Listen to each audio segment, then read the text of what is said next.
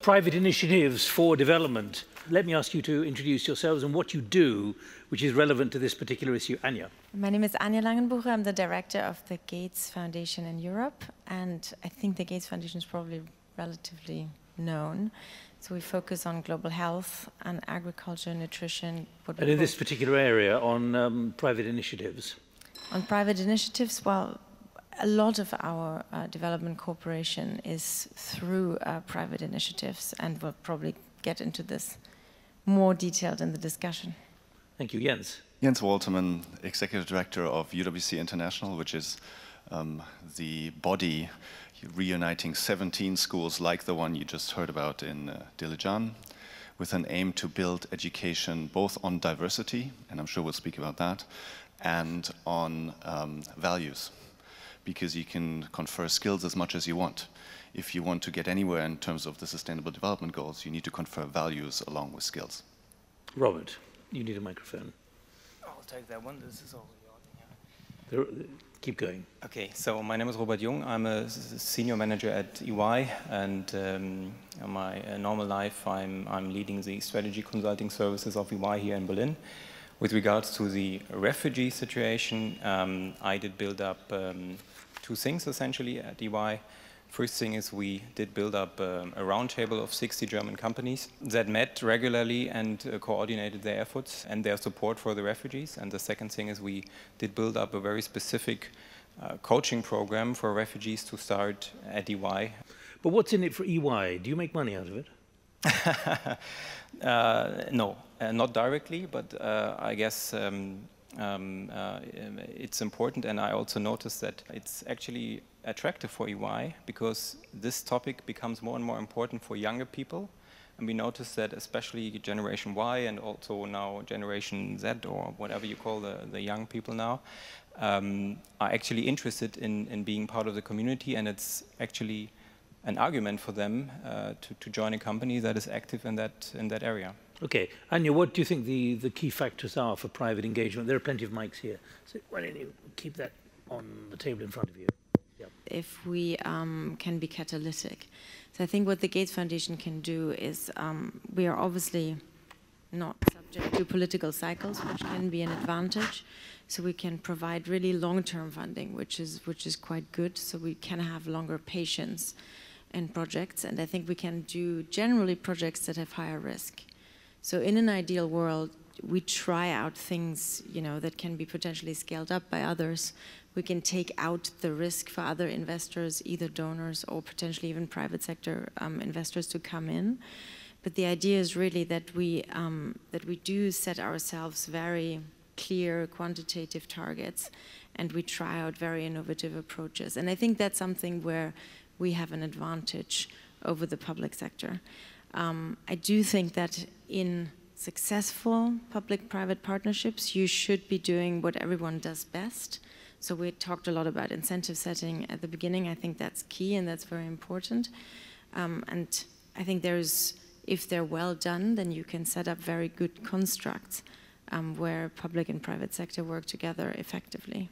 You use the word risk. What's the risk to the foundation, and how do you calibrate that risk? In other words, are there many projects that you say no?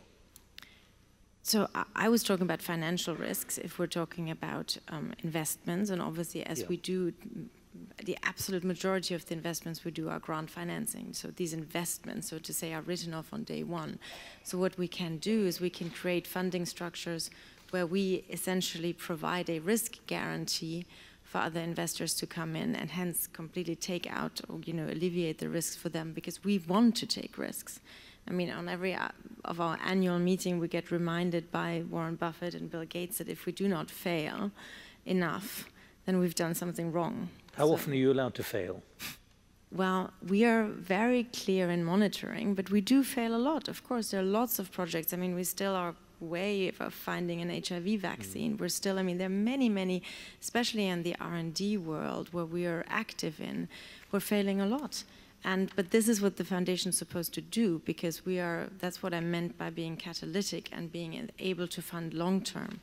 And I think that is where the role of such private money as ours, which is not, not creating a profit, so that's a big difference, but it is private money, but where we have the ability to hopefully really drive forward some of these large-scale investments that are easier for us to do.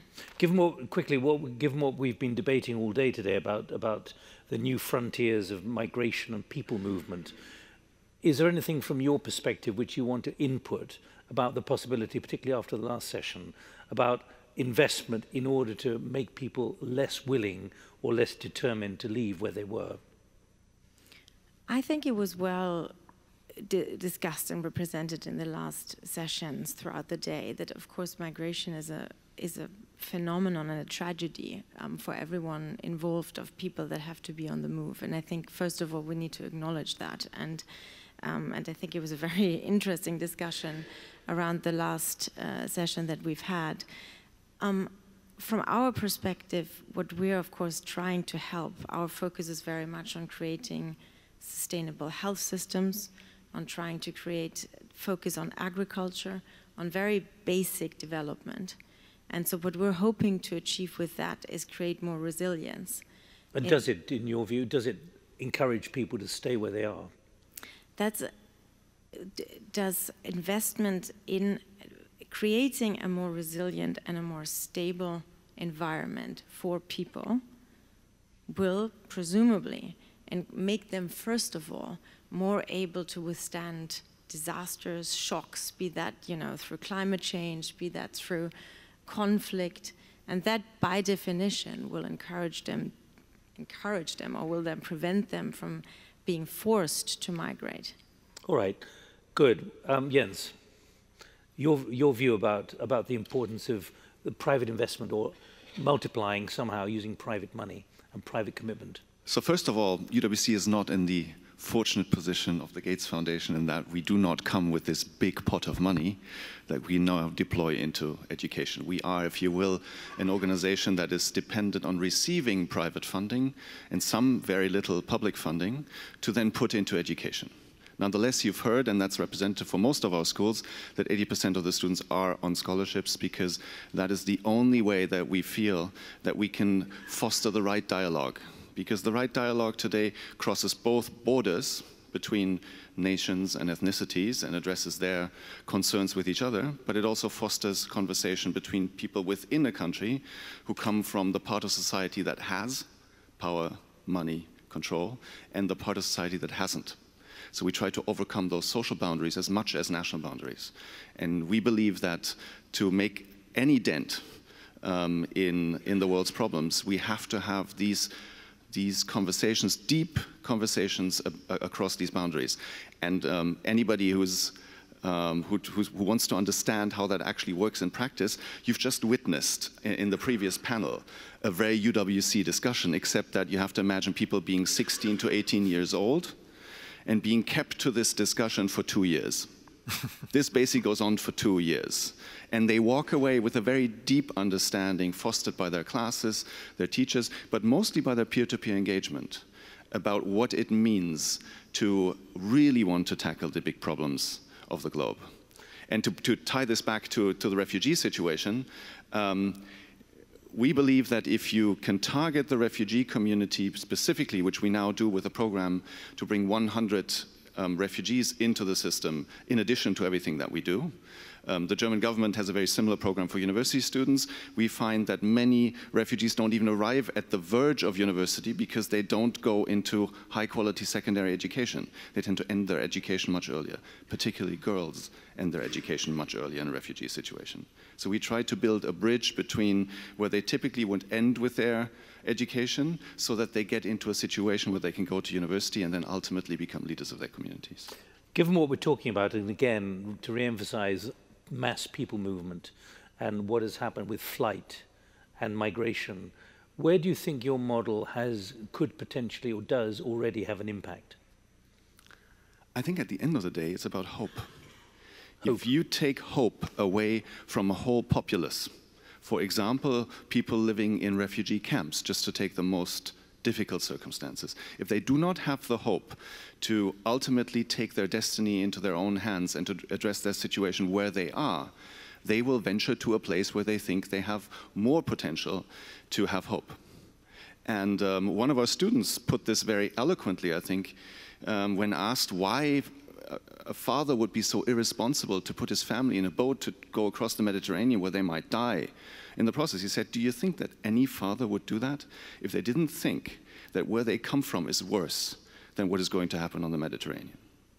And I think that's a very clear point that shows if you don't have hope, you're willing to do just about anything.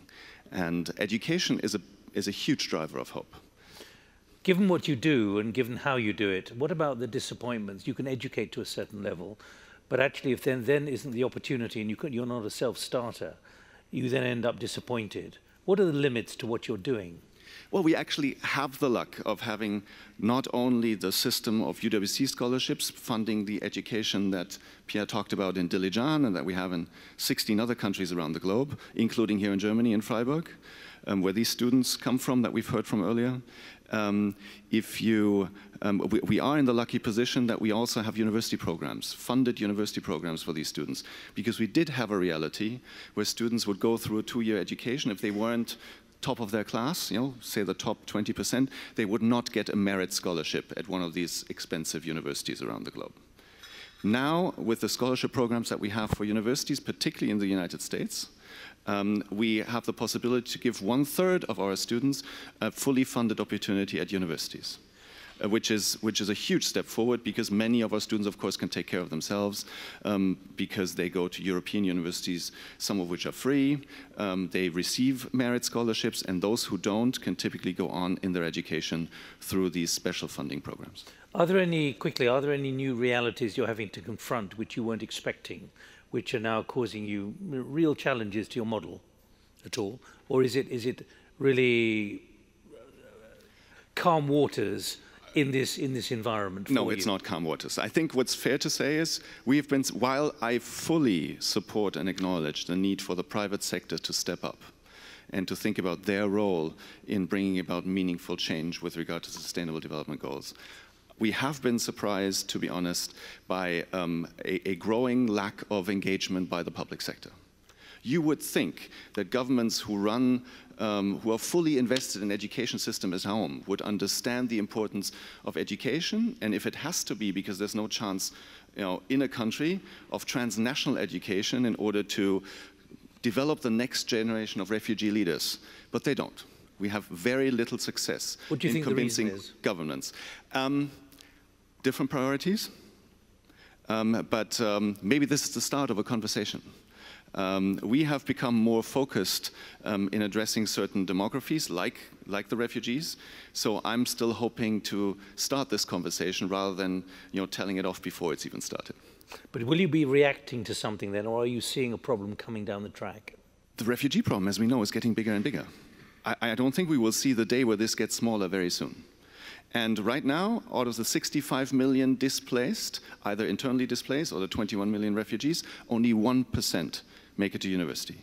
Where is the generation going to come from that would change the future of these communities, either in the country where they came from or outside of that country? Because if we don't, they fall into the hands of recruiters, for all kinds of power-mongering, political games, because they lack the education to take their destiny into their own hands. Okay, good. Robert, again, why are you involved in this? What are you trying to achieve, and what do you see as the potential for this kind of investment to work? Actually, that's a very good question. What do we try to achieve? Because that's the first I'm sure question. It's what you ask yourselves. That was actually the first question that we asked ourselves, because we wanted to know, being consultants, one of the first questions is always, how do we measure our success? And we deliberately decided to not go for, okay, let's do another Vision 2030 strategy, but really measure our success in the number of people whose daily life really changes after we have helped them. And we deliberately also decided to limit that to a smaller number of people, if necessary, but then really make a difference for these. And I guess that's a question, in the discussion we have had up to now. Most people speak about why do we want to change and what we are going to do, and the how is always a little bit, a side question. And I guess people should start a bit more about the how, like, for example, you and your initiative are doing that. If I compare that with the discussion we had, you know, in the last section, I mean, people would probably have talked about 3 years on how to name the schools, and you would have built 10 schools in that time already. Yeah. So I guess it's important to really think about how you are going to do this actually, and what are you going to do, and then operationalize that really fast. Now, fascinating, your digital strategy and transformation. Yes. Now, what is the convergence between what we're talking about Yes. and digital strategy and transformation? Where do you see the common ground here? Well, it's obviously it's education, or one of the big levels would be education, because you asked a very interesting question. Okay, we have limited resources of, let's say, schooling and teaching capabilities, but we have a big number of people that we need to educate and transform into leaders. Well, today we do not necessarily need to do that in a physical environment. You know, probably better than most of us here in the room, that there are big, very famous universities who have put large parts of their schooling agenda or curriculum online and make it publicly freely available. So today you have the opportunity to allow people to gain world-class Tier 1 education at zero cost, or close to zero costs. And I guess this is one of the big chances of digitalization. Yeah. Okay, but you know, I'm going to be very crude here in order to make a point. Go ahead. Here's the title: Millions on the Move, Need for Development and Integration. What connection, given that EY is present in so many parts of the world, what connection are you making between the scale of the problem and what can be done through digital strategy and transformation? Well, okay, I mean, the problem is too big that one single company will solve it alone. Sure. Yeah. But global companies certainly have a certain advantage, and this advantage is, of course, a network we have in different kinds of... What can you do? What's the process you're achieving? Several things. The first thing is we are actually talking about, I don't want to go too much into details, but in Germany we have one problem with the acceptance of certain labor certifications for, let's say, high-skilled but non-university degrees.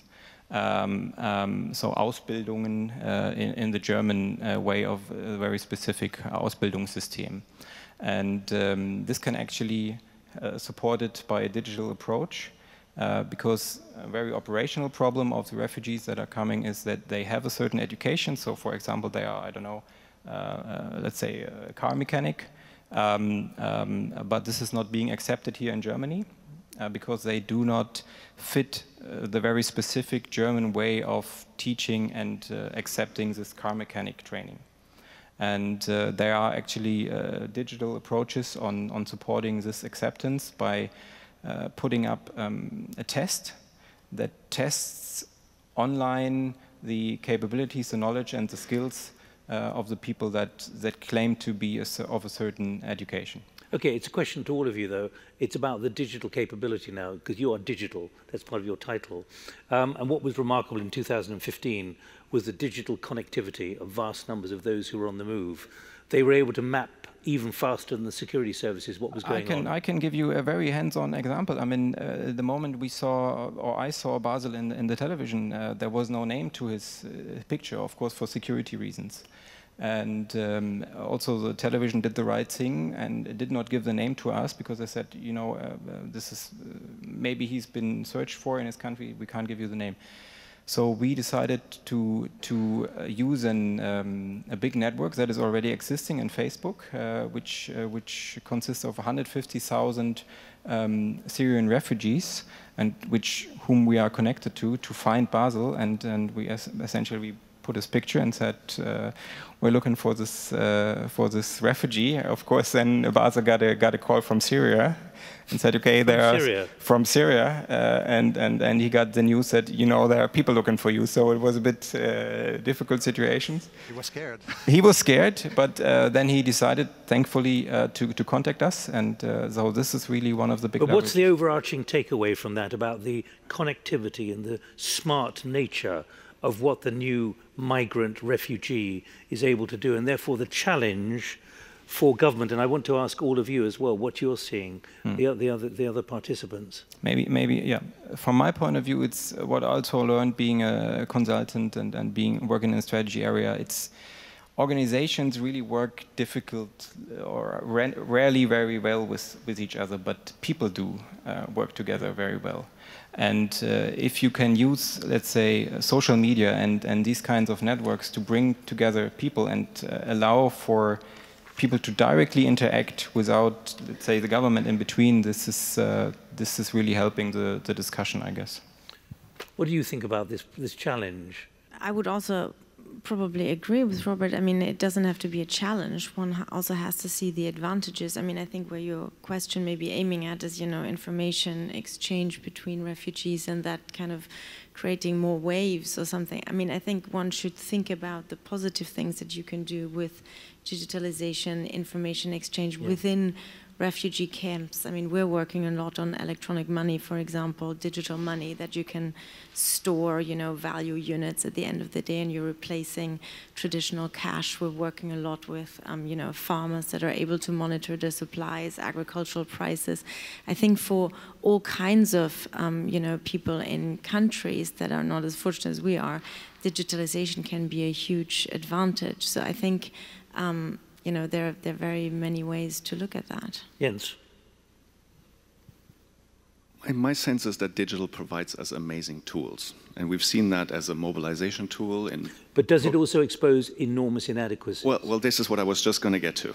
If you overestimate digital, that's when you produce, if you will, inadequacies. So it's a great tool to mobilize, it's a great tool to connect, it's a great tool to teach certain things. But if you think it can replace in large measure face-to-face encounter and education, I think you're moving into very difficult ground. Because first of all, you need circumstances under which you can learn. You need human interaction. That's a core part of learning, and digital can only be an additive in this. It doesn't fully replace an educational experience. So we shouldn't content ourselves by saying, well, they can use all of these wonderful digital means and then, you know, they'll be fine. They can take care of their own education. Some, very few, I might say, do, but it's the big exception. It's only when you have a very focused and specific need.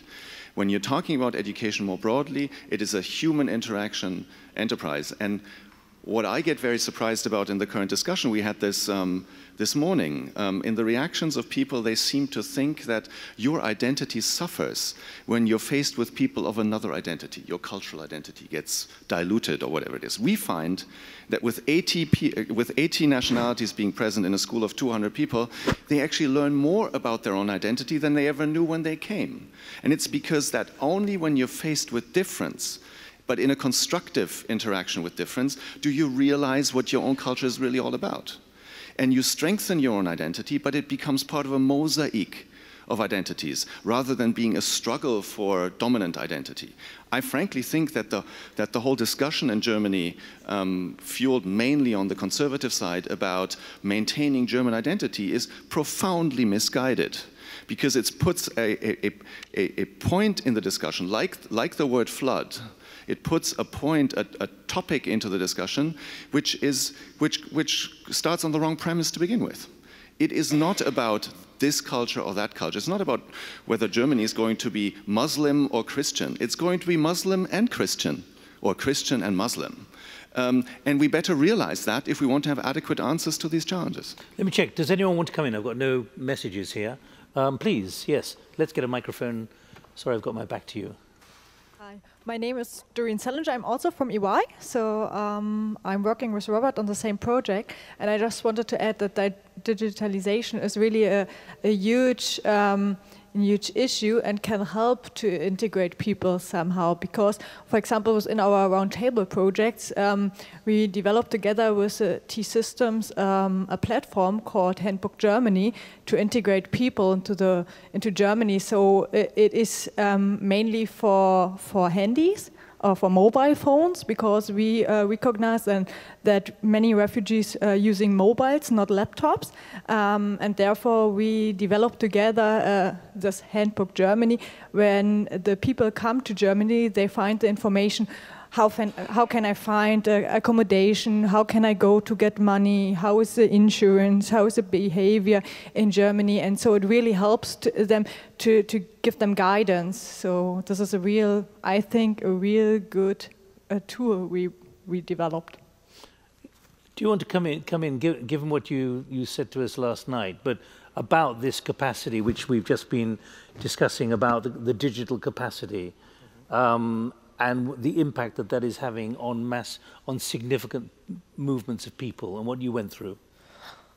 So, well, I guess for the digitals on all things related with the digitals competency, so I get a lot of benefit from this side.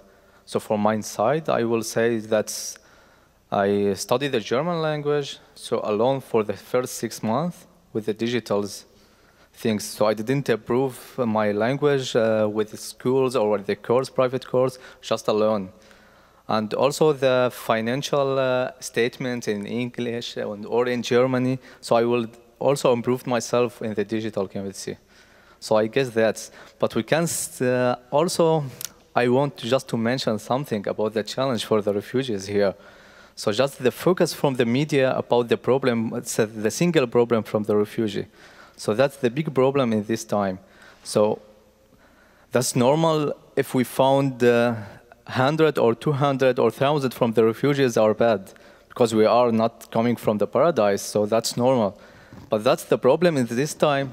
I can say that's about the Syrian refugees, that there are a lot of focus about the single problem from the refugees. And that's react auch for the Germans. So just listen for the television or for the radio, that's the refugees did this, and that is the general view for all the refugees. So that's it. Just the microphone behind you, because you were operating in Jordan until pretty recently at a camp. Yeah, biggest camp in Jordan. Sure, but I wanted to get to another point, and that's regarding the fact that we are forcing people currently to come into Europe with a very high level of debt. Anybody who comes here has at least a $5,000 to $10,000, euros, whatever, debt incurred. Have you done anything collectively to look into ways of how to swap this debt, to reward people if they go into apprenticeships? The German economy, the European economy was very hungry for young people to get into technical professions. Most of them are dropping out because they can simply not afford for 2, 3, 4 years to learn a technical profession. So I think the real challenges are around there. We're forcing people to get into the wrong direction. Does anyone have an answer to that? How to write off the debt when people arrive? We don't think we're going to get an answer here. I leave it to you to volunteer if you know the answer. I have an answer. Oh, you have the answer. Oh, so you're asking the question and you know the answer. Okay, that's fine. What's the answer? Well, the answer is actually one, put up a major fund by the industry. That's where the private sector has to come in and say, well, we're going to reward people who are actually going to accept to go into a technical profession, learn that stuff for the next 3 years, have a German or European diploma. And so we're putting up a fund and we give you a loan. We give you a student loan, an apprenticeship loan, when you have proven that you're really serious about learning a job. All right, can that work? Is that in your area, Jens, Anja? I wouldn't claim that is my area, but what strikes me about the discussion for a long time is that, yes, we have people incur debt because they have to pay illegitimate traffickers to help them across borders, when we haven't been able as a country to get our head around defining an immigration law.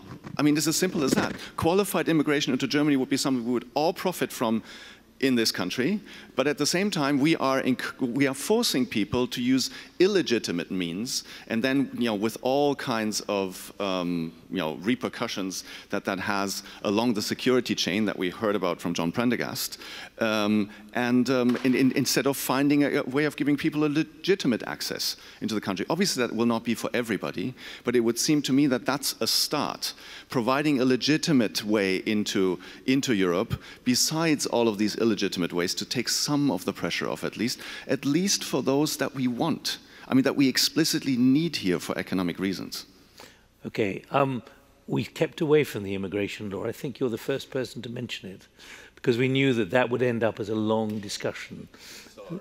No, but there's no problem raising it, but we may not go any further on that.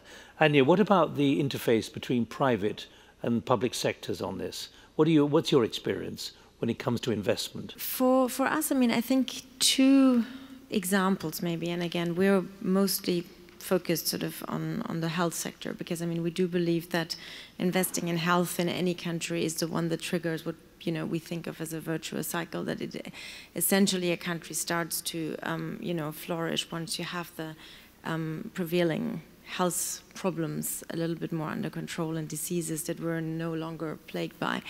I mean, two things. I mean, vaccinations and immunization is something that the foundation firmly believes in, and that's, to me, a very good example of a strong partnership between public and private sector, because, I mean, we can pool resources, we create an artificial demand for vaccines to drive down prices so they are available for the poorer countries. And I think that's a very strong track record of something, it's called the Gavi Alliance, that is a vertical fund that we are very supportive of, and we see incredible support for that. And I must also though say that, and very much support what you were saying, we do need the public sector in these instruments very much, because the private sector at the end of the day can come with catalytic money.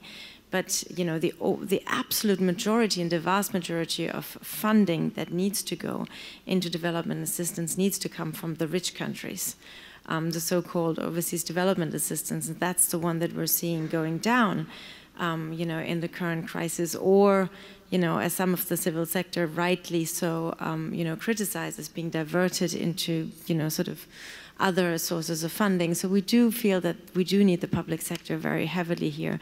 Another good example where I feel, again, is a good description or sort of, articulation of where private sector money can be catalytic if it is able to take high risks is fund structure that we've created. And so we, for example, launched something together also with the German government, with the Swedish government, but also with private sector companies, which is called the Global Health Investment Fund. That is something where we fund very specific late-stage clinical trials for which pharma companies find it very difficult to invest in because it is not commercially viable from the start. So what we do is we take the risk out. And then again, this goes back to the point I was trying to make earlier. If you do want to create powerful public-private partnerships, I think it is important if you want to move in scale and move away from corporate social responsibility projects, which are very laudable and obviously a great thing to do. But I think if you want to move into scalable projects, you need to identify what are the respective strength and incentive structures on each side. And I think then you can hopefully create larger projects. Okay, good. We've got about another 5 minutes to run, and that's it. Robert, what about, Anja raised the issue, or the word risk anyway. What's your impression of the willingness to take risk when it comes to innovation? Is there more leeway when it comes to innovative solutions on that? Risk in regard of... With private capital. Private capital. I mean, obviously there are some projects that need to be economically viable, and then there are others that do not necessarily immediately need to be economically viable. And I guess this is the part that the private sector can play, because it's just way faster than any government institution may be. Yeah. But are there too many risks? Does innovation in this area carry too many risks, which could lead to significant exposure? I would challenge this question, because is it important that there are risks or not? I mean, we need to innovate and we need new things, regardless of how many risks there are. Mm-hmm. So I would not consider that a viable category. Okay. We just need to become better at this, and for this we need to accept certain risks. And if we fail, we fail. Just as you mentioned, if it doesn't work, it doesn't work. Yeah, but we need to try. Pierre, any reflections quickly? As you sat there for the last half hour. Let me actually highlight one, I think, fundamental point that has emerged across let's say, the decade of experience we've had in Armenia. And that's the importance of human capital. You can think about digital capabilities, you can think about innovation, you can think about public-private partnerships and the way those things work. But at the end of the day, it's about how people, individuals, change their mindset, build the confidence, build the trust. Which people are you talking about? And so I'm talking about actually a number. I mean, you have to have a holistic perspective on this. You have the people that want to transform their own life, so the population, the entrepreneurs, the students. But it's also about mobilizing the human capital that will make this work. So for instance, let me be very precise.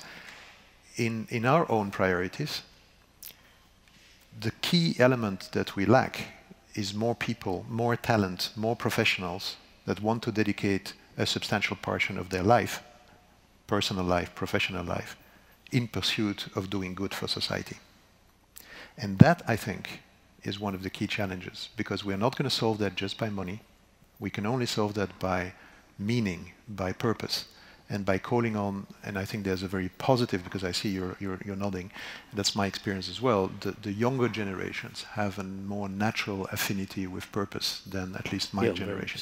And that is a source of great hope, which is why I cannot overemphasize this notion of human capital.